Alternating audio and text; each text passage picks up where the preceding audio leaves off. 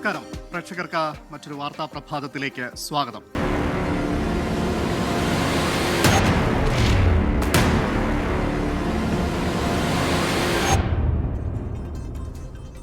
വിശദമായ വാർത്തകളിലേക്ക്. മെസ്സിയെ കേരളത്തിലെത്തിക്കാമെന്ന് പറഞ്ഞ് നടത്തിയ തട്ടിപ്പിൽ സർക്കാർ ഉടൻ അന്വേഷണം പ്രഖ്യാപിച്ചേക്കും. കായിക വകുപ്പിന്റെ റിപ്പോർട്ട് സർക്കാർ ഗൗരവത്തോടെയാണ് കാണുന്നത്. നിയമസാധ്യത പരിശോധിച്ച് അന്വേഷണം ഏതു വിധത്തിൽ വേണമെന്ന ആലോചനയിലാണ് സർക്കാർ. സർക്കാരിനുണ്ടായ സാമ്പത്തിക നഷ്ടം, നികുതി വെട്ടിപ്പ്, സ്പോൺസറുടെ സാമ്പത്തിക ഇടപാടുകൾ തുടങ്ങിയവ അന്വേഷണ പരിധിയിലുണ്ടാകും. വിദേശ പണമിടപാട്, കള്ളപ്പണം വെളുപ്പിക്കൽ, സർക്കാർ സംവിധാനങ്ങളെ ദുരുപയോഗപ്പെടുത്തൽ തുടങ്ങിയ ആരോപണങ്ങളാണ് കായിക വകുപ്പിന്റെ അന്വേഷണ റിപ്പോർട്ടിലുള്ളത്. റിനു ശ്രീധർ വിവരങ്ങളുമായി ചേരുന്നുണ്ട്. ഗുഡ് മോർണിംഗ് അമൽ. വർഷ, എന്തായാലും സംസ്ഥാനത്തേക്ക് അല്ലെങ്കിൽ കേരളത്തിലേക്ക് മെസ്സിയെ എത്തിക്കുമെന്ന് പറഞ്ഞു പറ്റിച്ചവർക്കെതിരെ അന്വേഷണം പ്രഖ്യാപിക്കും സംസ്ഥാന സർക്കാർ എന്നുള്ളതാണ്. നിലവിൽ ഗൗരവത്തോടു കൂടിയാണ് ഈ കായിക വകുപ്പിന്റെ റിപ്പോർട്ടിനെ സർക്കാർ കാണുന്നത്. അത് വിശദമായി പഠിക്കുകയാണ് അവർ. നിയമസാധ്യതകളെല്ലാം തന്നെ കൃത്യമായി പരിശോധിച്ചതിന് ശേഷം ഈ ഒരു അന്വേഷണം പ്രഖ്യാപിക്കുമെന്നുള്ളതാണ് നമുക്ക് മനസ്സിലാക്കാൻ വേണ്ടി കഴിയുന്നത്. വിദേശ പണമിടപാട് ഉൾപ്പെടെ ഉണ്ടായ സാഹചര്യത്തിൽ പ്രത്യേക ഒരു ടീമിനെ തന്നെ നിയോഗിച്ചുകൊണ്ട് ഇത് വിശദമായിട്ടുള്ളൊരു അന്വേഷണത്തിലേക്ക് പോകുവാനാണ് സർക്കാർ നോക്കുന്നത്. അതിൻ്റെ നിയമവശങ്ങളാണ് പരിശോധിക്കുന്നത്. ഏറ്റവും പ്രധാനപ്പെട്ട കാര്യം, ഏറ്റവും ഒടുവിൽ വരുന്ന കാര്യവും, ഒരു തരത്തിലുള്ള കരാറും അർജന്റീനയുമായി ഉണ്ടായിരുന്നില്ല എന്നുള്ളതാണ് കേരളത്തിന്. അങ്ങനെ ഒരു കരാറും ഇല്ലാതിരുന്ന സാഹചര്യത്തിൽ പോലും മെസ്സിയും അതുപോലെ തന്നെ അർജന്റീന ടീമും കേരളത്തിലേക്ക് എത്തുമെന്നുള്ള ഒരു ഉറപ്പ് സർക്കാരും ഒപ്പം ഈ സ്പോൺസറും നൽകിയിരുന്നു എന്നുള്ളതാണ് ഏറ്റവും പ്രധാനപ്പെട്ട മറ്റൊരു കാര്യം. അങ്ങനെ ജനങ്ങളെ കബളിപ്പിച്ചു പറഞ്ഞു പറ്റിച്ചൊപ്പം സർക്കാർ തലത്തിൽ വലിയ രീതിയിലുള്ളൊരു നഷ്ടവും ഉണ്ടായി. കായിക മന്ത്രി ഒരു തരത്തിലും ഇതിനുവേണ്ടി ഒരു രൂപ പോലും ചിലവാക്കിയില്ല എന്ന് പോലും ലക്ഷങ്ങളാണ് ഇതിനുവേണ്ടി ചിലവായത് എന്നുള്ള റിപ്പോർട്ടുകൾ അടക്കം പുറത്തു വന്നിരിക്കുന്ന ഒരു സാഹചര്യം കൂടിയുണ്ട്. അതുകൊണ്ട് കൃത്യമായിട്ടുള്ളൊരു അന്വേഷണം നടത്തേണ്ടതായിട്ടുണ്ട് എന്നുള്ളതാണ്. എന്തായാലും പണമിടപാടുകൾ വലിയ രീതിയിൽ നടന്നു എന്നുള്ളതും ഏറ്റവും പ്രധാനപ്പെട്ട ഒരു കാര്യമാണ്. ഒപ്പം ഈ സ്പോൺസർക്കെതിരെ നിരവധി കേസുകൾ കൂടി നിലവിൽ നിൽക്കുന്നൊരു സാഹചര്യം കൂടിയുണ്ട്. ഇതും വലിയ രീതിയിൽ സംശയമുളവാക്കുന്നുണ്ട്. അത്തരത്തിലൊരു തട്ടിപ്പാടോ ഇത് നടന്നത് എന്നുള്ളതാണ് ഏറ്റവും പ്രധാനപ്പെട്ട ഒരു കാര്യം. അതിനാൽ കൃത്യവും വ്യക്തവുമായിട്ടുള്ള ഒരു അന്വേഷണം നടത്തുവാൻ വേണ്ടിയാണ് സംസ്ഥാന സർക്കാർ നീക്കം നടത്തുന്നത്. ഉടൻ തന്നെ അത്തരത്തിലുള്ള അന്വേഷണം പ്രഖ്യാപിക്കുമെന്നുള്ളതാണ്. മുഖ്യമന്ത്രി പോലും ഇന്നലെ ഈ കേസിന്റെ അല്ലെങ്കിൽ സ്പോർട്സ് വകുപ്പിന്റെ റിപ്പോർട്ടിന്റെ ഗൗരവത്തെക്കുറിച്ച് മാധ്യമങ്ങളോട് സംസാരിച്ചിരുന്നു. ഒപ്പം വൈകുന്നേരത്തോടു കൂടി കായിക വകുപ്പ് മന്ത്രിയും അത്തരത്തിലൊരു പ്രതികരണം നടത്തിയിരുന്നു. എന്തായാലും വിശദമായിട്ട് ഈ റിപ്പോർട്ട് പഠിക്കേണ്ടതായിട്ടുണ്ട്. അതിനുശേഷം മാത്രമായിരിക്കും ഈ അന്വേഷണത്തിലൊരു തീരുമാനം ഉണ്ടാവുക. വർഷ, അമൽ.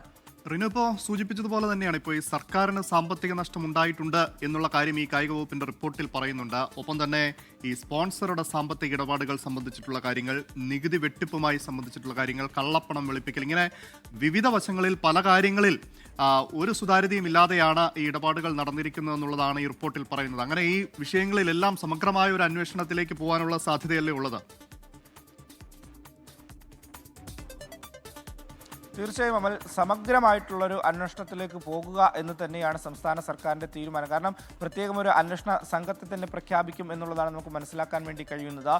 ഇതിൽ ഒരു സാമ്പത്തിക ഇടപാട് അല്ലെങ്കിൽ സാമ്പത്തിക നഷ്ടം എന്നതിനപ്പുറം വലിയ രീതിയിലുള്ള നികുതി വെട്ടിപ്പ് കൂടി നടന്നു എന്നുള്ളതാണ് ഈ സർക്കാരിന് സംശയമായി ഉള്ളത്. അതാണ് എൻ പ്രശാന്തിൻ്റെ ഈ ഒരു റിപ്പോർട്ടിൽ കൂടി കൃത്യമായി തന്നെ പറഞ്ഞു വെക്കുന്നത്. അതുകൊണ്ട് വ്യക്തമായിട്ടുള്ള അന്വേഷണം മുന്നോട്ട് കൊണ്ടുപോകും എന്നുള്ളത് തന്നെയാണ്. കാരണം ഈ സ്പോൺസർക്കെതിരെ നിരവധി ആരോപണങ്ങളും അതുപോലെ തന്നെ നിരവധി കേസുകളും ഒക്കെ തന്നെ നിലനിൽക്കുന്ന ഒരു സാഹചര്യം ഉണ്ട് സംസ്ഥാനത്ത്. അതുകൊണ്ട് തന്നെ ഈ സംശയം വലിയ രീതിയിൽ ഉളവാക്കുന്നുണ്ട്. ഒപ്പം കഴിഞ്ഞ സർക്കാരിൻ്റെ ഇടപെടലുകൾ, കാരണം മെസ്സി വരുമെന്നുള്ളൊരു ഉറപ്പ് അന്നത്തെ കായിക മന്ത്രി തന്നെ പ്രഖ്യാപിക്കുന്ന ഒരു സാഹചര്യം ഉണ്ടായി എന്നുള്ളതാണ് ഏറ്റവും പ്രധാനപ്പെട്ട ഒരു കാര്യം. ഒരു തരത്തിലുള്ള കരാറും അർജന്റീനയുമായി ഉണ്ടായിരുന്നില്ല എന്നുള്ളതാണ് രേഖകൾ പോലും സൂചിപ്പിക്കുന്നത്. അങ്ങനെ ഒരു കരാറോ അല്ലെങ്കിൽ ഒരു അറിയിപ്പോ അർജന്റീനയിൽ നിന്ന് ഉണ്ടാകാതെ പിന്നെ എങ്ങനെയാണ് മെസ്സി ഇവിടേക്ക് എത്തുമെന്നുള്ളൊരു ഉറപ്പ് ഈ സ്പോൺസറും ഒപ്പം കായിക വകുപ്പും കായിക മന്ത്രിയും പ്രഖ്യാപനം നടത്തിയത് എന്നുള്ളതാണ്. നമുക്കറിയാം പിന്നീട് ഈ മെസ്സി എത്തില്ല എന്നുള്ള വിവാദങ്ങളൊക്കെ ഉയരുമ്പോൾ വീണ്ടും മാധ്യമങ്ങളെ വിളിച്ചുകൊണ്ട് ഈ സ്പോൺസറും ഒപ്പം കായിക വകുപ്പ് മന്ത്രി അടക്കം നമ്മൾ പ്രതികരണങ്ങളൊക്കെ തന്നെ ആരായുമ്പോൾ മെസ്സി ഉറപ്പായിട്ട് വരും എന്നുള്ളൊരു വിശദീകരണമാണ് അവരുടെ ഭാഗത്ത് നിന്ന് ഉണ്ടായത്. എന്തടിസ്ഥാനത്തിലാണ് അത്തരം ഒരു വിശദീകരണം ഉണ്ടാകുന്നത്? ഒപ്പം കല്ലൂർ സ്റ്റേഡിയം ഉൾപ്പെടെ കരാറുകൾ പോലും ഇല്ലാതെ ഈ സ്പോൺസർക്ക് കൊടുക്കുന്നു. അത് അതിൻ്റെ വിപുലീകരണത്തിന് വേണ്ടി നൽകുന്നൊരു സാഹചര്യം, മെയിൻ്റനൻസിന് വേണ്ടി നൽകുന്നൊരു സാഹചര്യം, ഇതൊക്കെ അടിസ്ഥാനത്തിൽ നൽകി എന്നതാണ് ഉയരുന്ന ചോദ്യം. എന്തായാലും എല്ലാ ചോദ്യങ്ങൾക്കും കൃത്യമായിട്ടുള്ളൊരു മറുപടി വേണം. അതിനുവേണ്ടി കൃത്യമായും വ്യക്തമായുമുള്ളൊരു അന്വേഷണം വേണം. ആ അന്വേഷണം സംസ്ഥാന സർക്കാർ പ്രഖ്യാപിക്കുമെന്നുള്ളതിൽ യാതൊരുവിധ സംശയവുമില്ല. വരും ദിവസങ്ങളിൽ അത്തരത്തിലൊരു അന്വേഷണ പ്രഖ്യാപനം ഉണ്ടാകുമെന്നുള്ളത് തന്നെയാണ് നമുക്ക് ലഭ്യമാകുന്ന വിവരം. അമൽ, വർഷ. ശരി, റിനു ശ്രീധരാണ് വിവരങ്ങൾ നൽകിയത്. SNDP യോഗം ജനറൽ സെക്രട്ടറി വെള്ളാപ്പള്ളി നടേശൻ പ്രതിയായ മൈക്രോ ഫിനാൻസ് തട്ടിപ്പ് കേസ് ഇന്ന് ഹൈക്കോടതി വീണ്ടും പരിഗണിക്കും. കേസിൽ അന്വേഷണ ഉദ്യോഗസ്ഥനായ SP ശശിധരനോട് നേരിട്ട് ഹാജരാകാൻ ഹൈക്കോടതി നിർദ്ദേശിച്ചിട്ടുണ്ട്. 17 കേസുകളിൽ കുറ്റപത്രം തയ്യാറായെന്നും സമാന ആരോപണമുള്ള കേസുകളിൽ ഏകീകരിച്ച് കുറ്റപത്രം നൽകാനാണ് ശ്രമമെന്നും വിജിലൻസ് SP കോടതിയെ അറിയിച്ചിരുന്നു. ലാൽ കൃഷ്ണ കൊച്ചിയിൽ നിന്ന് ചേരുന്നുണ്ട്. Lal, good morning. 17 കേസുകളിൽ കുറ്റപത്രം നൽകാൻ അല്ലെങ്കിൽ കുറ്റപത്രം തയ്യാറായിരിക്കുന്നു എന്ന കാര്യം പറയുമ്പോഴും 124 കേസുകൾ സംസ്ഥാനത്താകെ ഈ മൈക്രോ ഫിനാൻസുമായി ബന്ധപ്പെട്ട് രജിസ്റ്റർ ചെയ്തിട്ടുണ്ട്. അപ്പോൾ ഇക്കാര്യങ്ങളിലെല്ലാം ഒരു വ്യക്തത വരുത്തുക എന്നതുകൂടി ആയിരിക്കില്ല ഇപ്പോൾ അന്വേഷണ ഉദ്യോഗസ്ഥനോട് നേരിട്ട് ഹാജരാകാൻ ഹൈക്കോടതി പറഞ്ഞതിന്റെ അടിസ്ഥാനം? ഗുഡ് മോർണിംഗ് അമൽ പറഞ്ഞ പോലെ ഇതിനകത്ത് വ്യക്തത വരുത്തുക എന്നുള്ളത് മാത്രമല്ല, നിലവിൽ സമർപ്പിച്ച റിപ്പോർട്ടിൽ ഒരുപാട് അവ്യക്തതയുണ്ട് എന്ന കാര്യം ഹൈക്കോടതി തന്നെ നേരിട്ട് ചൂണ്ടിക്കാണിച്ചിരുന്നു.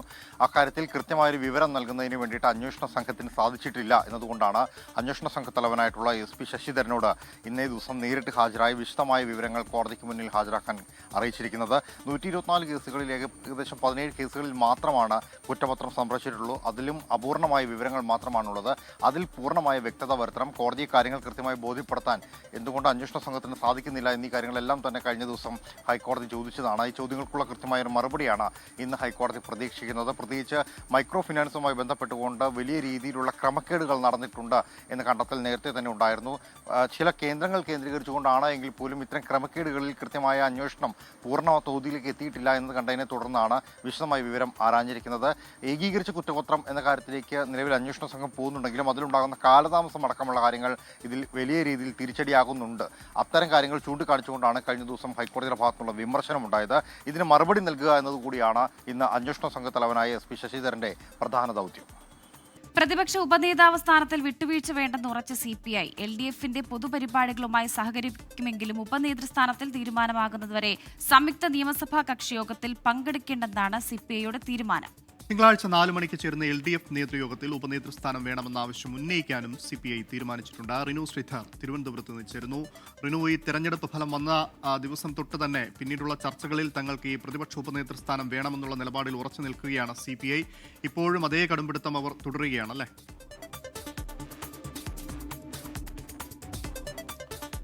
തീർച്ചയായും അമൽ, എന്തായാലും പ്രതിപക്ഷ ഉപനേതൃസ്ഥാനം LDFൽ പ്രധാനമായും CPIക്ക് തന്നെ വേണം എന്നുള്ളൊരു ആവശ്യം തന്നെയാണ് ഇവർ മുന്നോട്ട് വെക്കുന്നത്. കഴിഞ്ഞ ദിവസങ്ങളിലൊക്കെ തന്നെ അല്ലെങ്കിൽ കഴിഞ്ഞ ആഴ്ചയിലൊക്കെ തന്നെ നടന്ന ആ ഒരു വിവാദങ്ങളൊക്കെ തന്നെ നമുക്ക് അറിയാം. എന്തായാലും LDF യോഗവുമായി ബന്ധപ്പെട്ടുകൊണ്ട് നിലവിൽ സഹകരിക്കാൻ തന്നെയാണ് CPIയുടെ തീരുമാനം. അതേസമയം സംയുക്ത നിയമസഭാ കക്ഷിയോഗത്തിൽ പങ്കെടുക്കണ്ട എന്നുള്ളൊരു തീരുമാനവും നിലവിൽ CPI എടുത്തിട്ടുണ്ട്. കഴിഞ്ഞ ദിവസങ്ങളിലും അത് LDFന് കൃത്യമായി അവർ രേഖാമൂലം അല്ലെങ്കിൽ കത്ത് മുഖേന അറിയിക്കുകയും ചെയ്തു. നേരത്തെ പാർലമെന്ററി പാർട്ടി യോഗത്തിൽ അടക്കം മാറ്റിവെക്കണം, അത് പങ്കെടുക്കാൻ കഴിയില്ല എന്ന് CPI അറിയിക്കുന്നു. അതിനുശേഷം പങ്കെടുക്കാമെന്നുള്ളൊരു അറിയിപ്പ് നൽകുന്നു. ഇങ്ങനെ ഈ കഴിഞ്ഞ സർക്കാർ അധികാരത്തിലെത്തി പ്രതിപക്ഷ സ്ഥാനത്തേക്ക് LDF എത്തിയതിനു ശേഷം ഈ LDFന്റെ ഉപനേതൃസ്ഥാനത്തെ ചൊല്ലി വലിയ രീതിയിലുള്ള തർക്കം തന്നെയാണ് LDFൽ നടക്കുന്നത്. CPIക്ക് തന്നെ വേണം എന്നുള്ളതാണ് ഏറ്റവും പ്രധാനപ്പെട്ട ഒരു കാര്യം. എന്തായാലും തിങ്കളാഴ്ച 4 മണിക്ക് ചേരുന്ന LDF നേതൃയോഗം, ആ നേതൃയോഗത്തിൽ ഉപനേതൃസ്ഥാനം വേണമെന്ന ആവശ്യം വീണ്ടും ഉന്നയിക്കാൻ തന്നെയാണ് CPIയുടെ തീരുമാനം. പക്ഷേ ഒരു വിട്ടുവീഴ്ചയ്ക്കും CPM തയ്യാറായിട്ടില്ല എന്നുള്ളതാണ്. എന്തായാലും CPIക്ക് അത് വേണം എന്നുള്ള നിലപാടിൽ ഒരു മാറ്റവുമില്ല എന്നുള്ളതാണ് ഇന്നലെ പോലും മാധ്യമങ്ങളെ കണ്ട CPIയുടെ സംസ്ഥാന അധ്യക്ഷൻ ബിനോയ് വിശ്വം പ്രഖ്യാപിച്ചത്. ആ നിലപാടുമായി മുന്നോട്ട് പോവുക തന്നെയാണ്, ഒരു വിട്ടുവീഴ്ചയ്ക്കും തയ്യാറല്ല എന്നുള്ളത്. പക്ഷേ അതേസമയം ഒരു വിട്ടുവീഴ്ചയ്ക്ക് CPMഉം തയ്യാറല്ല എന്നുള്ളതാണ് നമുക്ക് മനസ്സിലാക്കാൻ വേണ്ടി കഴിയുന്നത്. എന്തായാലും ഈ തിങ്കളാഴ്ച നടക്കുന്ന LDF നേതൃയോഗം നിർണായകം എന്ന് തന്നെ നമുക്ക് പറയേണ്ടി വരും. അമൽ, വർഷ, ഇതാണ് പ്രതിപക്ഷ ഉപനേതൃ പദവിയിൽ ഒരു വിട്ടുവീഴ്ചയ്ക്കുമില്ല എന്നുള്ളതാണ് ഇപ്പോഴും CPIയുടെ നിലപാട്. റിനു ശ്രീധറാണ് തിരുവനന്തപുരത്ത് നിന്ന് വിവരങ്ങൾ നൽകിയത്.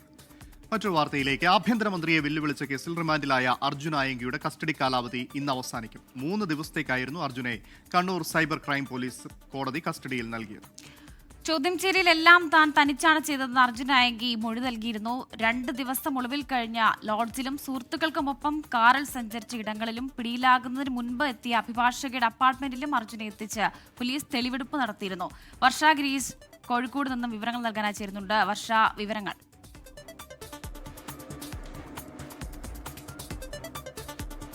അമൽ, വർഷ, ഗുഡ് മോർണിംഗ്. അർജുൻ ആയങ്കയെ ആഭ്യന്തരമന്ത്രിയെയും അതേപോലെ തന്നെ പോലീസിനെയും സാമൂഹ്യ മാധ്യമം വഴി വെല്ലുവിളിച്ചതിനാണ് അർജുൻ ആയങ്കി പിടിയിലായത്. തുടർന്ന് അർജുൻ ആയങ്കിക്കായി കണ്ണൂർ സൈബർ ക്രൈം പോലീസ് 5 ദിവസത്തെ കസ്റ്റഡിയായിരുന്നു ആവശ്യപ്പെട്ടിരുന്നത്. എന്നാൽ കോടതി 3 ദിവസത്തെ കസ്റ്റഡിയാണ് നൽകിയത്. ആ കസ്റ്റഡി കാലാവധിയാണ് ഇന്ന് അവസാനിക്കുന്നത്.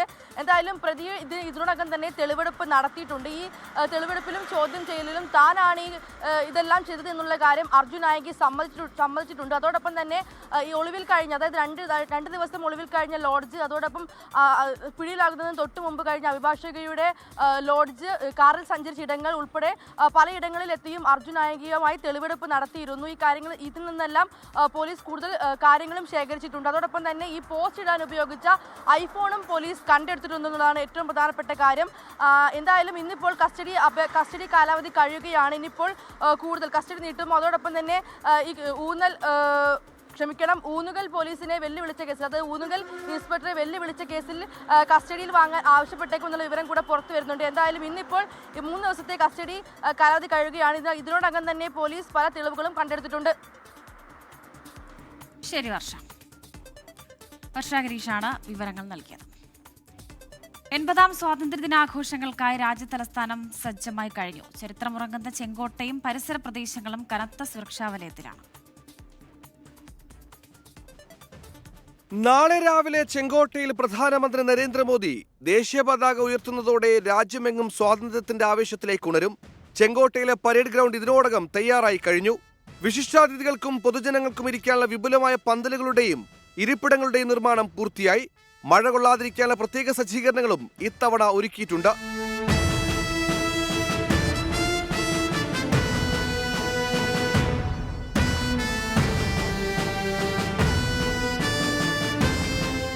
പഴുതടച്ച സുരക്ഷാ ക്രമീകരണങ്ങളാണ് ഡൽഹി പോലീസും ഇന്റലിജൻസ് ഏജൻസികളും ചേർന്നൊരുക്കിയിരുന്നത്.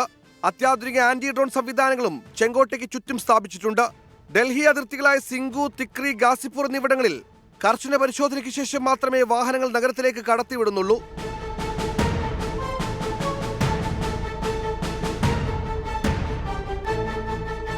ഡൽഹിയിലെ നിരത്തുകളിലെല്ലാം വർണ്ണാഭമായ അലങ്കാരങ്ങളാണ് സ്വാതന്ത്ര്യദിനത്തിന്റെ ഭാഗമായി ഒരുക്കിയിരിക്കുന്നത്. ചരിത്ര സ്മാരകങ്ങളും സർക്കാർ മന്ദിരങ്ങളും ദീപാലങ്കൃതമാണ്.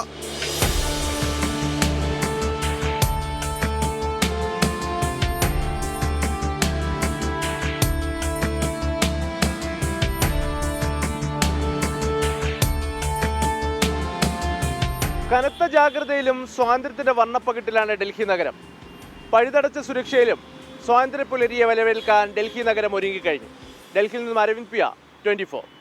സമൂഹ മാധ്യമങ്ങളിലെ വാർത്തകൾ മെറ്റ നീക്കം ചെയ്യുന്നതിൽ സംസ്ഥാന സർക്കാരിന് പങ്കുണ്ടെന്ന ആരോപണം ശക്തമാക്കി പ്രതിപക്ഷം. മെറ്റയെ സ്വാധീനിക്കാൻ കഴിയില്ലെന്ന് മുഖ്യമന്ത്രി പറഞ്ഞത് പച്ചക്കള്ളമെന്നാണ് CPM ആരോപിക്കുന്നത്. സർക്കാരിനെതിരായ വാർത്തകൾ നിർദ്ദേശപ്രകാരമാണ് നീക്കം ചെയ്യുന്നതെന്നാണ് പ്രതിപക്ഷാരോപണം. വിവാദം ശക്തമായ ശേഷവും വാർത്തകൾ നീക്കം ചെയ്യുന്ന മെറ്റയുടെ നടപടി തുടരുകയാണ്. റിനു ശ്രീധർ തിരുവനന്തപുരത്ത് നിന്ന് ചേരുന്നു. റിനു, ഇക്കാര്യത്തിൽ ഇന്നലെ മുഖ്യമന്ത്രി അദ്ദേഹത്തിൻ്റെതായ ഒരു വിശദീകരണം നടത്തിയിരുന്നു. തനിക്ക് മെറ്റയെ സ്വാധീനിക്കാനുള്ള അത്ര ശേഷിയും കാര്യങ്ങളൊന്നും ഇല്ല എന്നുള്ളത്. പക്ഷേ അത് തള്ളുകയാണല്ലേ പ്രതിപക്ഷം. ഇപ്പോൾ MV ഗോവിന്ദനൊക്കെ പറയുന്നത് ഏതൊരു സമൂഹ മാധ്യമ അടിയന്തരാവസ്ഥയാണ് സംസ്ഥാനത്തെന്നാണല്ലോ.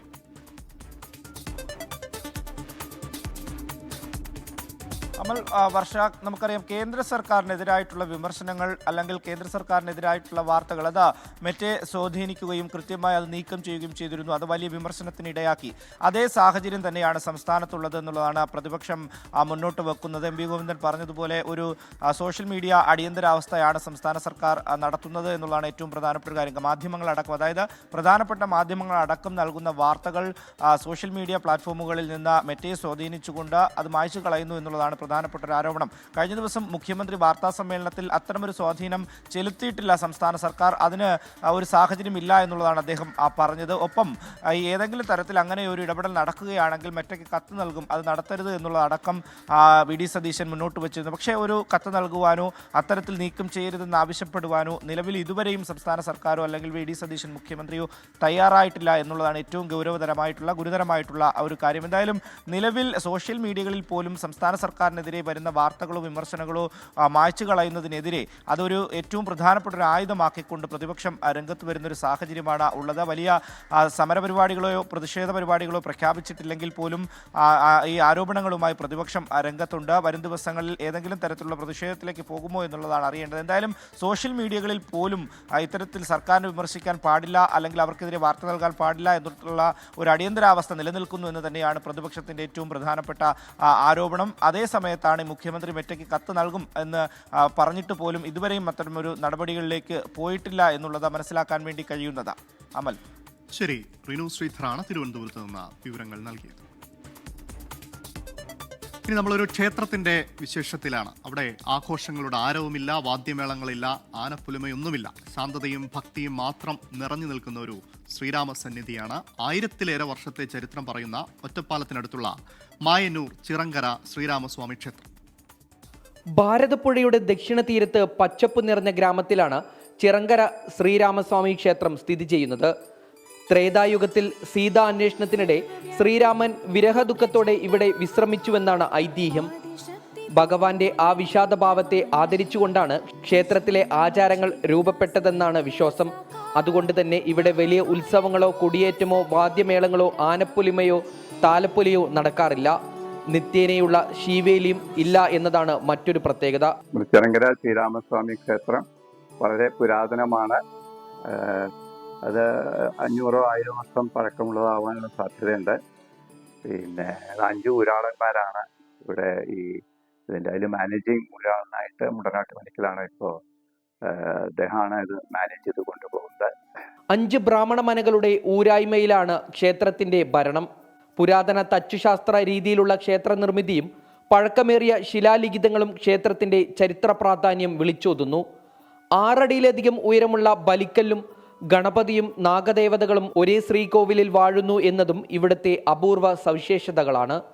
കിഴക്കുഭാഗത്തെ വിശാലമായ ക്ഷേത്രക്കുളത്തിലേക്ക് നേർക്കുനേർ ദർശനമായാണ് ശ്രീരാമസ്വാമിയുടെ പ്രതിഷ്ഠ. കുളത്തിലെ മത്സ്യങ്ങൾക്ക് തീറ്റ നൽകുന്നതും ഇവിടെ എത്തുന്ന ഭക്തരുടെ പ്രധാന ആചാരങ്ങളിലൊന്നാണ്. 24 പാലക്കാട്. ജനസേവനം നടത്താൻ പദവിയോ പണമോ ഒക്കെ വേണമെന്ന് ആളുകൾ ആവശ്യപ്പെടുന്ന കാലത്ത് നിസ്വാർത്ഥമായ ജനസേവനം നടത്തുന്ന ഒരു മനുഷ്യനുണ്ട് മുംബൈയിൽ. ദാദർ റെയിൽവേ സ്റ്റേഷനിലെ യാത്രക്കാരെ സഹായിക്കാനായി പതിവ് തെറ്റാതെ എത്തുന്ന ഒരാൾ. മനുഷ്യ സിഗ്നൽ എന്ന വിശേഷണം കിട്ടിയ നരേന്ദ്ര പാട്ടീലിനെ കുറിച്ചാണ് ഈ റിപ്പോർട്ട്. बोरोली स्लो इस साइड में आ जाओ, बोरोली स्लो वाले विरार वाला लेफ्ट से विरार चर्च गेट, नीचे उतरो, सीढ़ी चढ़ के राइट जाना, दोनों ब्रिज के बीच में 4 नंबर.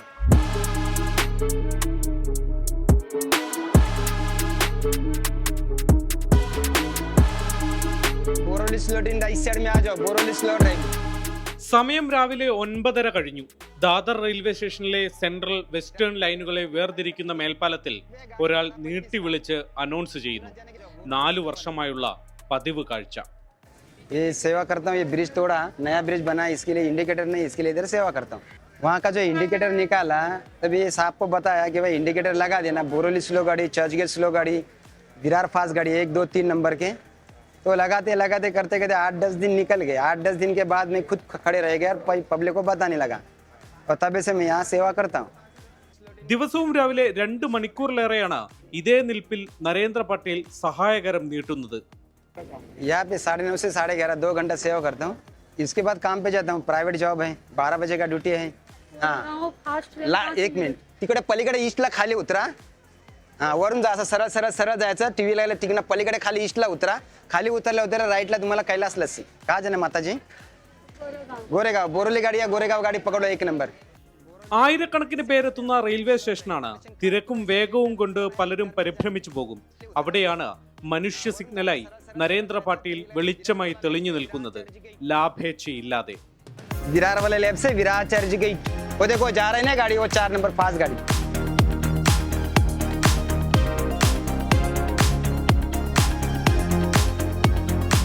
മുംബൈയിൽ നിന്നും വരുൺ വടശ്ശേരിക്കൊപ്പം ശ്രീനാഥ് ചന്ദ്രൻ, 24. ഏതു നേരവും അപകടം പതിയിരിക്കുന്ന ഇടമാണ് Ernakulam Kakkanad Kallepuram canal road. Periyar valley കനാലും റോഡും തമ്മിൽ വേർതിരിവില്ലാതെ കിടക്കുന്നതിനാൽ ഭീതിയിലാണ് സമീപവാസികൾ.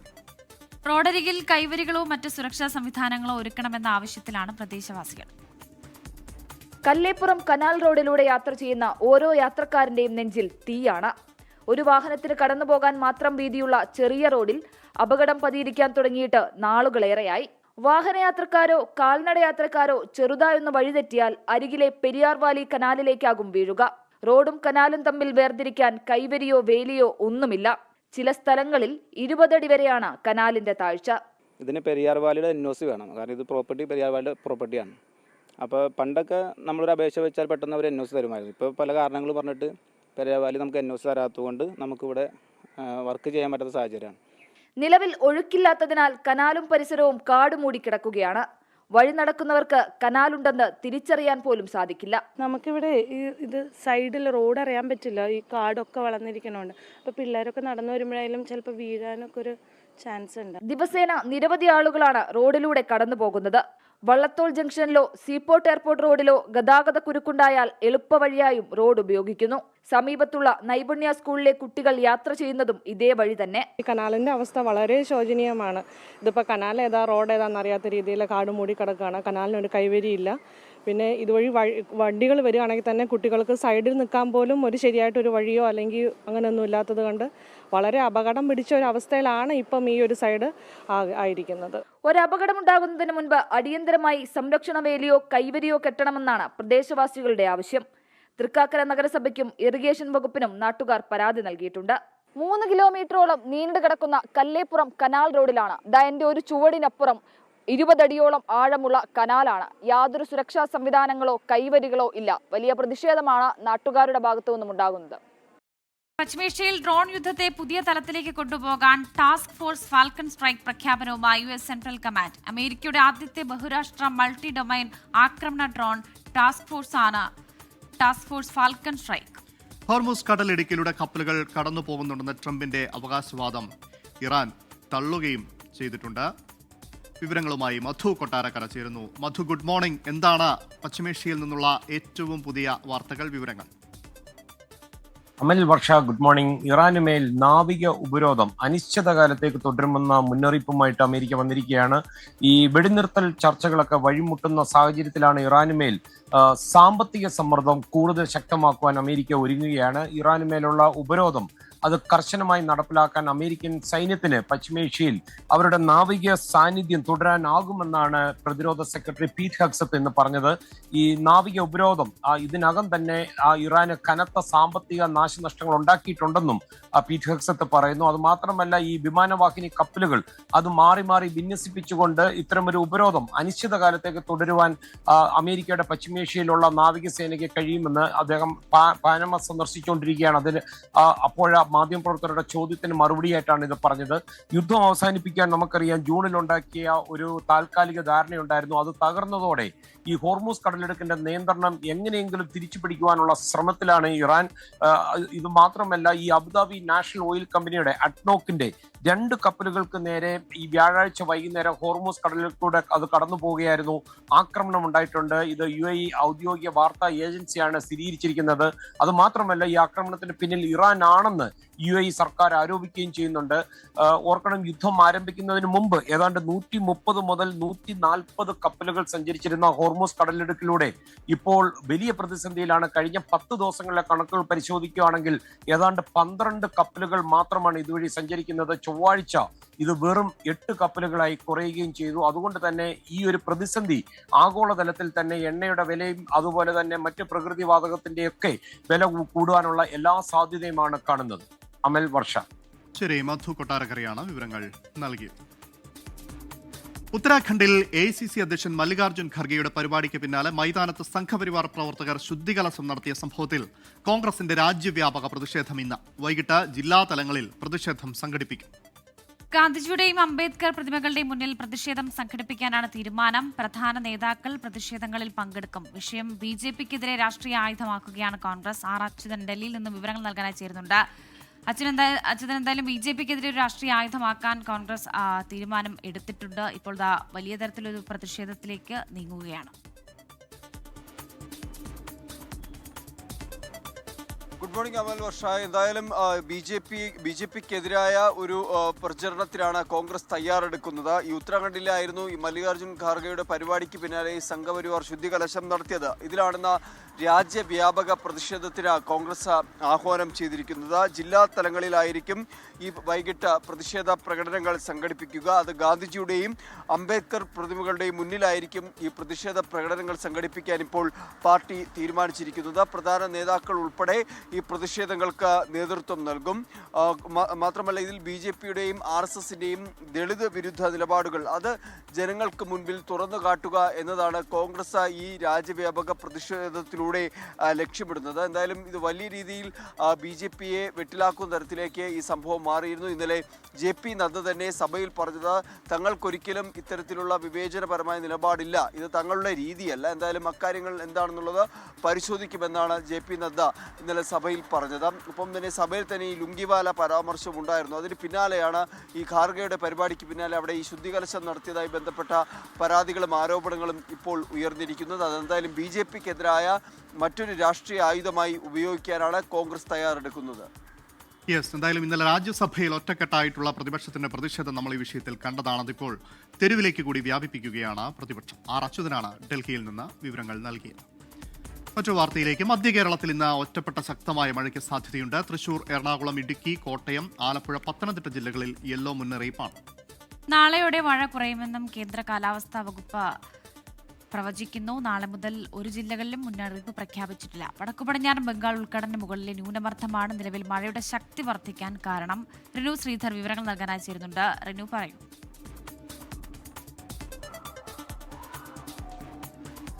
അമൽ വർഷ, സംസ്ഥാനത്ത് ആശങ്ക ഒഴിയുന്നു എന്ന് തന്നെ നമുക്ക് പറയാം. കഴിഞ്ഞ കുറച്ച് ദിവസങ്ങളിലായി മഴയില്ല, ശാന്തമാണ് അന്തരീക്ഷം. പക്ഷേ ഇന്നിപ്പോൾ മധ്യ കേരളത്തിൽ ഒറ്റപ്പെട്ട ശക്തമായിട്ടുള്ള മഴയ്ക്ക് സാധ്യതയുണ്ട് എന്നുള്ളതാണ് കേന്ദ്ര കാലാവസ്ഥാ നിരീക്ഷണ കേന്ദ്രം മുന്നറിയിപ്പായി നൽകുന്നത്. 6 ജില്ലകളിൽ യെല്ലോ അലർട്ടും പ്രഖ്യാപിച്ചിട്ടുണ്ട്. തൃശൂർ, എറണാകുളം, ഇടുക്കി, കോട്ടയം, ആലപ്പുഴ, പത്തനംതിട്ട ജില്ലകളിലാണ് യെല്ലോ അലർട്ട് പ്രഖ്യാപിച്ചിട്ടുള്ളത്. മഴയ്ക്കൊപ്പം മണിക്കൂറിൽ 40 മുതൽ 50 വരെ കിലോമീറ്റർ വേഗത്തിൽ കാറ്റ് വീശാനും സാധ്യതയുണ്ട് എന്നുള്ളതാണ് മുന്നറിയിപ്പായി നൽകുന്നത്. പക്ഷേ നാളെ ഒരു തരത്തിലുള്ള മുന്നറിയിപ്പും നൽകിയിട്ടില്ല. മഴയ്ക്ക് ശക്തി കുറയുന്നു എന്ന് തന്നെ നമുക്ക് പറയേണ്ടി വരും. എന്തായാലും വടക്കു പടിഞ്ഞാറൻ ബംഗാൾ ഉൾക്കടലിന് മുകളിലാണ് ന്യൂനമർദ്ദം എന്നുള്ളതാണ് വിലയിരുത്തൽ. നിലവിൽ മഴയുടെ ശക്തി വർദ്ധിപ്പിക്കാൻ ഇതാണ് കാരണം എന്നുള്ളതാണ് കേന്ദ്ര കാലാവസ്ഥാ നിരീക്ഷണ കേന്ദ്രം മുന്നറിയിപ്പായി നൽകുന്നത്. എന്തായാലും തീരപ്രദേശത്തുള്ളവർക്കോ മലയോര പ്രദേശത്തുള്ളവർക്കോ ജാഗ്രതാ നിർദ്ദേശങ്ങളൊന്നുമില്ല. കടലിൽ മത്സ്യബന്ധനത്തിന് പോകുന്നതിനും തടസ്സമില്ല എന്നുള്ളതാണ് മുന്നറിയിപ്പിൽ നിന്ന് മനസ്സിലാക്കാൻ വേണ്ടി കഴിയുന്നത്. വർഷ, അമൽ. ആകാശത്ത് വെച്ച് ഓണസദ്യ ഒരുക്കുകയാണ് എയർ ഇന്ത്യ എക്സ്പ്രസ്. ഓഗസ്റ്റ് 31 വരെ സദ്യ ലഭ്യമാകും. സർവീസിന്റെ ഔദ്യോഗിക ഉദ്ഘാടനം കേരളത്തിന്റെ ടൂറിസം വകുപ്പ് മന്ത്രി PC വിഷ്ണുനാഥ് നിർവഹിച്ചു. ഓണക്കാലത്ത് വിമാനത്തിലിരുന്നും സദ്യയുണ്ണാം. കേരളത്തിൽ നിന്നും വിവിധ രാജ്യങ്ങളിലേക്കും തിരിച്ചും യാത്ര ചെയ്യുന്നവർക്ക് ആകാശത്ത് വെച്ച് ഓണമുണ്ണാൻ അവസരമൊരുക്കുകയാണ് എയർ ഇന്ത്യ എക്സ്പ്രസ്. ഓഗസ്റ്റ് 15 മുതൽ 31 വരെ യാത്ര ചെയ്യുന്നവർക്ക് എയർ ഇന്ത്യ എക്സ്പ്രസ് വെബ്സൈറ്റിലൂടെയും മൊബൈൽ ആപ്പിലൂടെയും ഓണസദ്യ മുൻകൂർ ബുക്ക് ചെയ്യാം. യാത്രയ്ക്ക് 18 മണിക്കൂർ മുൻപ് ബുക്കിംഗ് നടത്തിയിരിക്കണം. ഓണത്തിൻ്റെ അനുഭൂതി തെല്ലും കുറയാതെ വാഴയിലയിൽ മട്ട അരി, നെയ്, പരിപ്പ്, തോരൻ, എരിശ്ശേരി, അവിയൽ, കൂട്ടുകറി, സാമ്പാർ, ഇഞ്ചിപ്പുളി, മാങ്ങാച്ചാർ, ഏത്തയ്ക്ക ഉപ്പേരി, ശർക്കര വരട്ടി, പാലടപ്രഥമൻ തുടങ്ങിയവയാണ് എയർ ഇന്ത്യ എക്സ്പ്രസ് ആകാശത്തൊരുക്കുന്ന ഓണസദ്യയിലുള്ളത്. കസവ് കരയുടെ ഡിസൈനിൽ തയ്യാറാക്കിയ പ്രത്യേക പാക്കറ്റുകളിലാണ് ഓണസദ്യ യാത്രക്കാരുടെ കയ്യിലെത്തുന്നത്. 500 രൂപയാണ് വില. സർവീസിന്റെ ഉദ്ഘാടനം ടൂറിസം വകുപ്പ് മന്ത്രി PC വിഷ്ണുനാഥ് നിർവഹിച്ചു. Air India group marketing, e-commerce, loyalty മേധാവി സുനിൽ സുരേഷും ചടങ്ങിൽ പങ്കെടുത്തു.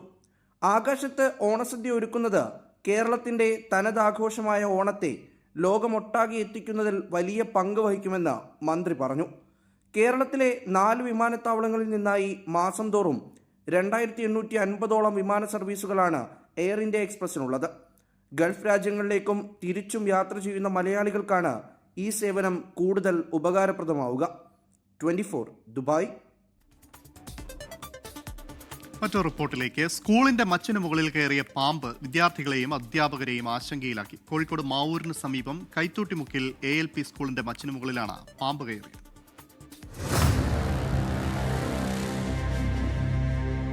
രാവിലെ ക്ലാസ് ആരംഭിച്ച സമയത്താണ് സംഭവം. കുട്ടികൾ ബഹളം വെച്ചതോടെ അധ്യാപകർ എല്ലാവരും ഓടിയെത്തി. നോക്കുമ്പോൾ മച്ചിനു മുകളിൽ ഒരു പാമ്പ്.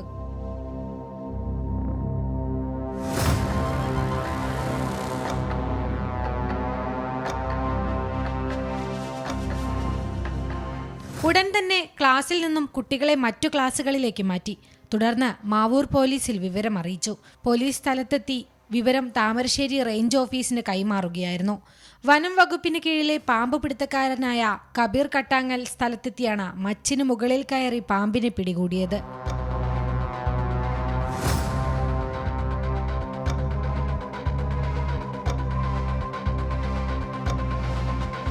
വിഷമില്ലാത്ത ഇനമായ കാട്ടുപാമ്പിനെയാണ് പിടികൂടിയത്.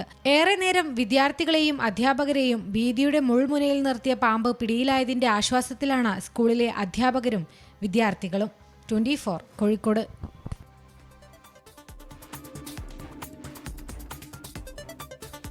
പ്രമുഖ റീറ്റെയിൽ ജ്വല്ലറി ബ്രാൻഡായ വിൻസ്മേര ജുവൽസിന്റെ 7ാമത് ഷോറൂം കൊച്ചിയിൽ പ്രവർത്തനം ആരംഭിക്കുന്നു. MG റോഡിൽ തുടങ്ങുന്ന ഫ്ളാഗ്ഷിപ്പ് ഷോറൂം ഓഗസ്റ്റ് 15-ന് നടൻ മോഹൻലാൽ ഉദ്ഘാടനം ചെയ്യും. കോഴിക്കോട് തുടക്കമിട്ട് ഒരു വർഷത്തിനുള്ളിൽ UAE-ലടക്കം 6 അന്താരാഷ്ട്ര ഷോറൂമുകളാണ് വിൻസ്മേരയ്ക്കുള്ളത്. തിരുവനന്തപുരം, കണ്ണൂർ, പയ്യന്നൂർ എന്നിവിടങ്ങളിലും ഷോറൂമുകൾ ഉടൻ ആരംഭിക്കും. അന്താരാഷ്ട്ര നിലവാരത്തിലുള്ള ജ്വല്ലറി ഷോപ്പിംഗ് അനുഭവം, വൈവിധ്യമാർന്ന ആഭരണ ശേഖരം, സുതാര്യമായ വില, നൂതന ഡിസൈനുകൾ എന്നിവ ഉപഭോക്താക്കൾക്ക് ലഭിക്കും. പൈതൃക തനിമയും ആധുനിക ഡിസൈനുകളും ഒന്നിക്കുന്ന മനോഹരമായ ആഭരണ കളക്ഷനുകളാണ് വിൻസ്മേര ഒരുക്കിയിരിക്കുന്നതെന്ന് ചെയർമാൻ ദിനേശ് കാമ്പ്രത്ത് പറഞ്ഞു. എല്ലാ പ്രൊഡക്റ്റും 100% HOD ഹോൾമാർക്ക്, BSI ഹോൾമാർക്ക് ചെയ്തതാണ് എല്ലാ ഗോൾഡ് ഓർണമെൻറ്റ്സ്. അതുപോലെ തന്നെ ഞങ്ങളുടെ ഡിസയർ ഡയമണ്ട് കളക്ഷൻ പ്രത്യേകത 100% IGI സർട്ടിഫിക്കേഷൻ. അതുപോലെ തന്നെ ഏകദേശം 24ഓളം ടെസ്റ്റുകൾ ഞങ്ങൾ ഇൻറ്റേർണൽ ടെസ്റ്റും ചെയ്തതിന് ശേഷം IGI സർട്ടിഫൈഡ് ചെയ്ത ഡയമണ്ട് ജ്വല്ലറിയാണ് ഞങ്ങൾ കൊടുക്കുന്നത്. അതുതന്നെ മറ്റ് എല്ലാവരെക്കാളും നല്ല പ്രൊഡക്റ്റ്, ഏറ്റവും നല്ല പ്രൊഡക്റ്റ്, അതാണ് ഞങ്ങളുടെ പ്രത്യേകത. കേരളത്തിലെ പ്രമുഖ home appliances and smart phone വിൽപ്പന ശൃംഖലയായ മൈജിയുടെ നേതൃത്വത്തിൽ ഡേക്കിന്റെ സ്മാർട്ട് സീരീസ് AC-കൾ വിപണിയിൽ അവതരിപ്പിച്ചു. കൊച്ചി മറൈൻ ഡ്രൈവിലെ മൈജി ഫ്യൂച്ചർ എപ്പിക് ഷോറൂമിൽ FTKN 3 സ്റ്റാർ, FTKN 5 സ്റ്റാർ എന്നീ സീരീസുകൾ സിനിമാ താരം ഗോവിന്ദ് പത്മസൂര്യ ഉപഭോക്താക്കൾക്കായി അവതരിപ്പിച്ചു. ഫോൺ ആപ്പുകൾ ഉപയോഗിച്ച് AC-യുടെ പ്രവർത്തനം പൂർണ്ണമായി നിയന്ത്രിക്കാൻ സാധിക്കും. മെച്ചപ്പെട്ട എയർഫ്ലോയും സ്ഥിരതയുള്ള കൂളിംഗും ലഭ്യമാക്കാൻ സഹായിക്കുന്ന ഡ്യൂ ക്ലീൻ ടെക്നോളജിയും വായുവിലെ പൊടിയും ദുർഗന്ധവും നീക്കം ചെയ്യുന്ന പ്രത്യേക ഫിൽട്ടർ ടെക്നോളജിയും അഡ്വാൻസ്ഡ് സീരീസിന്റെ പ്രത്യേകതയാണ്. ലോഞ്ചിനോടനുബന്ധിച്ച് പ്രത്യേക ഓഫറുകളും ഒരുക്കിയിട്ടുണ്ട്. I request all the customers to get this opportunity for getting the premium Smart Series air conditioning at a very low affordable price with good schemes and exchange offers. So I wish you a happy Onam with a new purchase of AC. Thank you so much. ഇത്തരം technological excellence പ്രൊഡക്ട്സിൽ വരുന്നത് customer എന്നുള്ള രീതിയിൽ നമുക്കെന്നും വളരെ സന്തോഷമുള്ള കാര്യമാണ്. So അത് ആ technological excellence ഉണ്ടാവുന്നു. ഡൈക്കിൻ പോലെയുള്ള ബ്രാൻഡുകൾ അത് വിപണിയിലേക്ക് കൊണ്ടുവരുന്നു. മൈജി അത് സാധാരണക്കാരിലേക്ക് എത്തിക്കുന്നു. With all exchange offers, no cost EMI, 0 down payment തുടങ്ങിയ എല്ലാ കാര്യങ്ങളിലൂടെയും ഈ ഓണം സീസണിൽ ഏറ്റവും നല്ല പ്രൈസിങ്ങിൽ അത് ആളുകളിലേക്ക് എത്തിക്കുന്നു എന്ന് പറയുന്നത് ദാറ്റ്സ് ബ്യൂട്ടിഫുൾ സർവീസ്. ലോ കോളേജുകളിലെ വിവിധ വിഷയങ്ങൾക്ക് അടിയന്തര പരിഹാരം ആവശ്യപ്പെട്ട് കേരള സർവകലാശാല ആസ്ഥാനത്തേക്ക് SFI മാർച്ച് നടത്തും. സർവകലാശാലയുടേത് വിദ്യാർത്ഥി വിരുദ്ധ നിലപാടെന്നാണ് ആരോപണം. അതേസമയം ലോ കോളേജുകളിൽ മൂല്യനിർണ്ണയ രീതി പൊളിച്ചെഴുതാനുള്ള കേരള സർവകലാശാല സിൻഡിക്കേറ്റ് തീരുമാനങ്ങൾക്കെതിരെ ആക്ഷേപം ശക്തമാണ്. ഡബിൾ വാലുവേഷൻ നടത്തി PGക്ക് സമാനമായ രീതിയിൽ മൂല്യനിർണ്ണയം LLBക്കും നടത്താനാണ് സിൻഡിക്കേറ്റ് തീരുമാനിച്ചത്. ഇതോടെ പുനർമൂല്യനിർണ്ണയത്തിനുള്ള ഓപ്ഷൻ എടുത്തുകളയും. പിന്നീട് സൂക്ഷ്മ പരിശോധന സാധ്യത മാത്രമാണ് വിദ്യാർത്ഥികൾക്ക് മുന്നിലുണ്ടാവുക. ഇത് പരീക്ഷാ നടത്തിപ്പ് കൂടുതൽ സങ്കീർണമാക്കുമെന്നും വിദ്യാർത്ഥികൾ പറയുന്നു. കൃത്യമായ ഉത്തരസൂചികകൾ നടപ്പിലാക്കുന്നതാണ് പ്രശ്നപരിഹാരമെന്നാണ് വിലയിരുത്തൽ. സെക്രട്ടേറിയറ്റിന് മുന്നിൽ സമരം ചെയ്യുന്ന UPSC റാങ്ക് ഹോൾഡേഴ്സ് എന്ന വിദ്യാഭ്യാസ മന്ത്രിയെ കാണും. ഉദ്യോഗാർത്ഥികൾ നൽകിയ നിവേദനത്തിന്റെ അടിസ്ഥാനത്തിലാണ് വിദ്യാഭ്യാസ വകുപ്പ് ചർച്ചയ്ക്ക് ക്ഷണിച്ചത്. രാവിലെ 10 മണിക്ക് വിദ്യാഭ്യാസ മന്ത്രിയുടെ ചേംബറിലായിരിക്കും കൂടിക്കാഴ്ച. അധ്യാപക വിദ്യാർത്ഥി അനുപാതം കുറയ്ക്കുക ഉൾപ്പെടെ വിവിധ വിഷയങ്ങൾ ഉദ്യോഗാർത്ഥികൾ ഉന്നയിക്കുന്നുണ്ട്. റാങ്ക് ലിസ്റ്റ് വന്ന ഒരു അധ്യയന വർഷം കഴിഞ്ഞിട്ടും പട്ടികയിലുള്ളവർക്ക് നിയമനം ലഭിച്ചിട്ടില്ല. വിവരങ്ങളുമായി റിനു ശ്രീധറുണ്ട്. റിനു, വിശദാംശങ്ങൾ.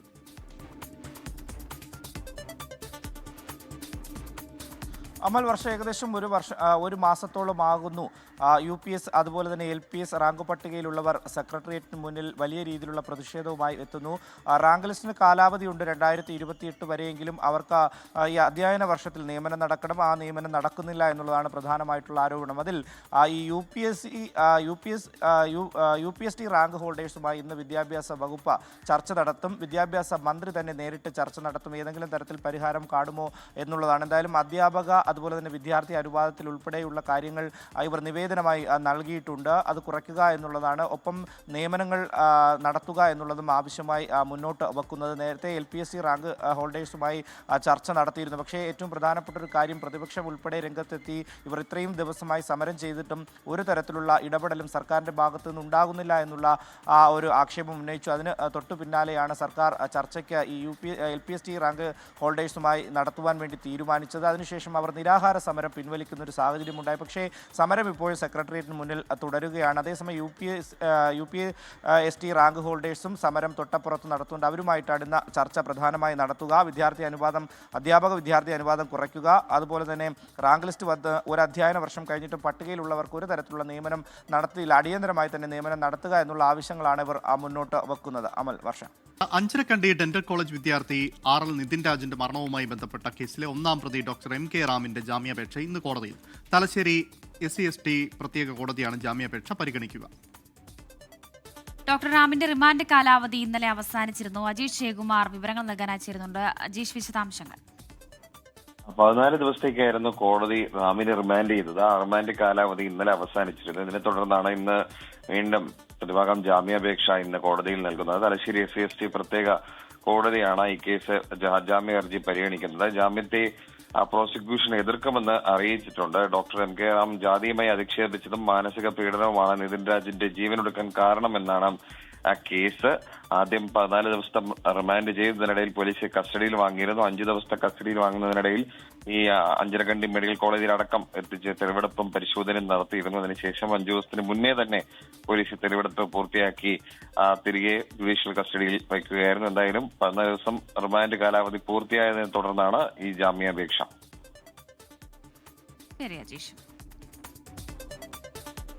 സംസ്ഥാന പോലീസിന് ജനസൗഹൃദ മുഖം നൽകുന്ന മൈ പോലീസ് സ്റ്റേഷൻ പദ്ധതിക്ക് ഇന്ന് തുടക്കമാകും. സംസ്ഥാനതല ഉദ്ഘാടനവും മൈ പോലീസ് സ്റ്റേഷൻ ലോഗോയുടെ പ്രകാശനവും രാവിലെ 10:30 പേരൂർക്കട പോലീസ് സ്റ്റേഷനിൽ മുഖ്യമന്ത്രി VD സതീശൻ നിർവഹിക്കും. പരിപാടിയിൽ ആഭ്യന്തരമന്ത്രി രമേശ് ചെന്നിത്തല അധ്യക്ഷത വഹിക്കും. പരാതികളുമായി എത്തുന്നവർക്കായി പ്രത്യേക ഹെൽപ്പ് ഡെസ്കിന് പുറമെ വനിതകൾ, കുട്ടികൾ, സീനിയർ സിറ്റിസൺ, ട്രാൻസ്ജെൻഡർ, ഭിന്നശേഷിക്കാർ എന്നിവർക്ക് പ്രത്യേക ഹെൽപ്പ് ലൈൻ ഉണ്ടാകും. സൈബർ ക്രൈം, നിയമസഹായം തുടങ്ങിയ സേവനങ്ങളും പദ്ധതിയുടെ ഭാഗമായി പൊതുജനങ്ങൾക്ക് ലഭ്യമാകും. പരാതിക്കാർക്ക് ആത്മവിശ്വാസത്തോടെ കടന്നു ചെല്ലാനാവുന്ന സേവന കേന്ദ്രങ്ങളായി പോലീസ് സ്റ്റേഷനുകളെ മാറ്റുകയാണ് പദ്ധതിയുടെ ലക്ഷ്യം. 10 ലക്ഷം കൈക്കൂലി വാങ്ങാൻ ശ്രമിക്കവേ ലാൻഡ് റവന്യൂ തഹസിൽദാർ അറസ്റ്റിലായ സംഭവത്തിൽ വിശദമായ അന്വേഷണത്തിന് vigilance. Kanayannur taluk land revenue tahsildar Joseph Antony Hertis ആണ് വിജിലൻസ് പിടിയിലായത്. നടന്നത് ആസൂത്രിത സാമ്പത്തിക തട്ടിപ്പെന്നാണ് കണ്ടെത്തൽ. പരാതിക്കാരനെ മുൻനിർത്തി കുറ്റകൃത്യം ആസൂത്രണം ചെയ്ത് അറസ്റ്റിലായ തഹസിൽദാരെന്നും ആരോപണമുണ്ട്. സംഭവത്തിൽ കൂടുതൽ റവന്യൂ ഉദ്യോഗസ്ഥരുടെ പങ്ക് അന്വേഷിക്കുന്നുണ്ടെന്ന് അധികൃതർ വ്യക്തമാക്കി. റവന്യൂ രേഖകളിൽ നിലം എന്ന പേരിൽ കിടന്ന ഭൂമി വിൽപ്പനയ്ക്ക് ശ്രമിച്ചതോടെയാണ് ഉദ്യോഗസ്ഥർക്ക് അഴിമതിക്ക് കളമൊരുങ്ങിയത്. കാലങ്ങളായി പുരയിടത്തിന് കരമടച്ചിരുന്ന ഭൂമി രേഖകളിൽ നിലമാണ് എന്ന് തെളിഞ്ഞതോടെ വ്യാജ പരാതിയുമായി ഉദ്യോഗസ്ഥരുടെ ഏജന്റുമാരെത്തി. ഔദ്യോഗിക നടപടിക്ക് പകരം പരാതിക്കാരെ കണ്ട് പരിഹാരം കാണാൻ ഉദ്യോഗസ്ഥർ നിർദ്ദേശിച്ചതോടെയാണ് സംശയമുയർന്നത്. ഏജന്റുമാർ 10 ലക്ഷം ആവശ്യപ്പെട്ടതോടെ ഭൂ ഉടമകൾ വിജിലൻസിനെ സമീപിക്കുകയായിരുന്നു. ഡമ്മിയായിട്ടുള്ള പരാതിക്കാരെ ഏജന്റുകൾ പരാതിക്കാരായി വന്നിട്ട് അവരിലൂടെ സെറ്റിൽ ചെയ്ത് കാശ് മേടിക്കുന്ന ഒരു പരിപാടിയാണ് ഇവിടെ നടന്നത്. അതനുസരിച്ച് നമുക്ക് ഇൻഫർമേഷൻ കിട്ടിയതിൻ്റെ അടിസ്ഥാനത്തിൽ 2 ഏജന്റുമാരെയും ഇതിലേക്ക് നമ്മൾ അറസ്റ്റ് ചെയ്തു. കണ്ണൻ എന്ന രാജേഷും ഷിബിനും പരാതിക്കാർ എന്ന രീതിയിൽ പണം കൈപ്പറ്റി. 2 ലക്ഷം പണമായും 8 ലക്ഷം ചെക്കായും വാങ്ങിയതിന് പിന്നാലെ വിജിലൻസ് പിടികൂടി.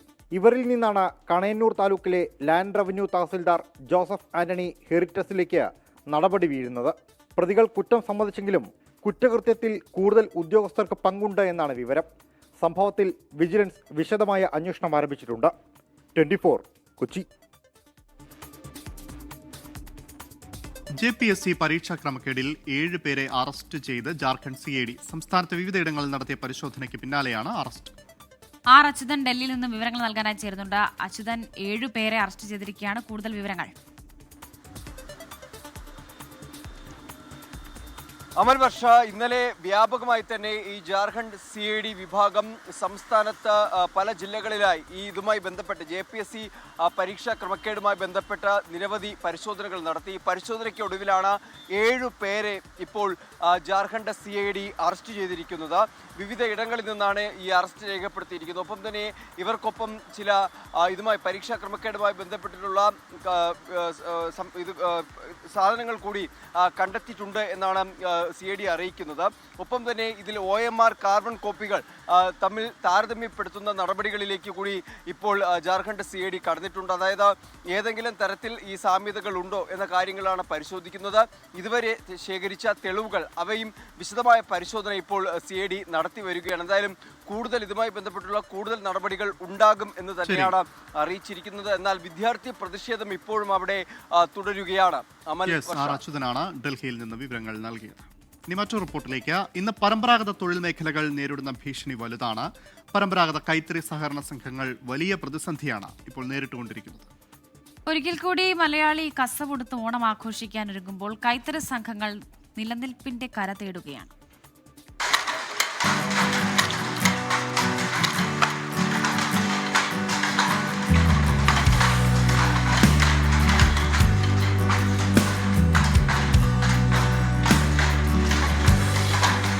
സമൃദ്ധിയുടെ ഉത്സവമായ ഓണം ഒരിക്കൽ കൂടി പടിവാതിൽക്കലെത്തി നിൽക്കുകയാണ്.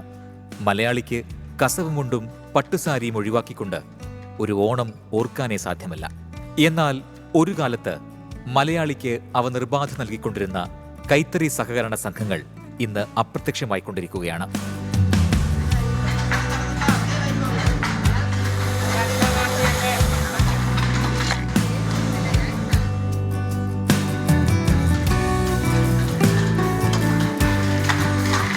ഏറ്റവും വലിയ പ്രതിസന്ധി അനുഭവിക്കുന്നത് പ്രാഥമിക കൈത്തറി സഹകരണ സംഘങ്ങളാണ്. കൊല്ലം ജില്ലയിലെ ചാത്തന്നൂരിൽ 70 വർഷം പിന്നിട്ട വരിഞ്ഞം എന്ന പ്രാഥമിക കൈത്തറി സഹകരണ സംഘത്തിൽ ഇപ്പോഴുള്ളത് 30ഓളം ജീവനക്കാരാണ്. ഈ സ്ഥാപനത്തിന്റെ ഏക വരുമാനം സ്കൂൾ കുട്ടികൾക്ക് സർക്കാർ നൽകുന്ന കൈത്തറി യൂണിഫോം പദ്ധതി വഴിയുള്ള ജോലികൾ മാത്രമാണ്. അതിന്റെ പണം തന്നെ കഴിഞ്ഞ വർഷം ഡിസംബർ മുതൽ ഈ വർഷം ജൂലൈ വരെ മുടങ്ങിക്കിടക്കുകയാണെന്ന് സഹകരണ സംഘത്തിലെ അംഗം സുരേഷ് ബാബു പറയുന്നു. ഈ സൗജന്യ യൂണിഫോം പദ്ധതി നിലവിലുള്ളത് കൊണ്ട് മിക്ക സംഘങ്ങളും ഇന്ന് ജീവൻ വെച്ച് നിൽക്കുകയാണ്. 8 മാസത്തെ കൂലി ഇത് നിലവിൽ പെൻഡിങ് ആണ്. 3 മാസത്തിലൊരിക്കലെങ്കിലും ഇതിൻ്റെ സൗജന്യ സ്കൂൾ യൂണിഫോം പദ്ധതിയുടെ കൂലി ലഭിക്കണമെന്നാണ് അതേപ്പറ്റി പറയാനുള്ളത്. കൂലി ലഭിക്കാതെ വന്നതോടെ പലരും നെയ്ത്ത് മതിയാക്കി തൊഴിലുറപ്പിനടക്കം പോയി തുടങ്ങിയെന്ന് തൊഴിലാളികൾ. ശമ്പളം കിട്ടുന്നില്ല. ഞങ്ങൾക്കിപ്പം 8 മാസത്തോളം കുടിശ്ശികയുണ്ട്. അപ്പോഴേ ഞങ്ങൾക്ക് വലിയ ബുദ്ധിമുട്ടാണ്. തൊഴിലുറപ്പിനൊക്കെ പോകുന്നുണ്ട്. ഞങ്ങൾ ഈ ജോലി തന്നെ പഠിച്ച് ഞങ്ങൾ ഇതിൽ ആയി. ഞങ്ങൾക്കിത് വിട്ടെങ്ങും പോകാനും വയ്യ. മതിയാകുക. കാരണം അത് പൈസ കിട്ടുന്നില്ല, ഇതിൻ്റെ കൂലി കിട്ടുന്നില്ല. അപ്പം പിന്നെ ജീവിക്കണ്ട, ആളുകൾ വേറെ പോകും. അതാ പ്രശ്നമാണ്. ഇതുകൂടാതെ നിർമ്മിച്ച ശേഷം വിറ്റുപോകാത്ത തുണികൾ കൈത്തറി സഹകരണ സംഘങ്ങളുടെ അപ്പെക്സ് ബോഡിയും സർക്കാർ സംരംഭവുമായ ഹാൻഡെക്സിന് കൈമാറലാണ് പതിവ്.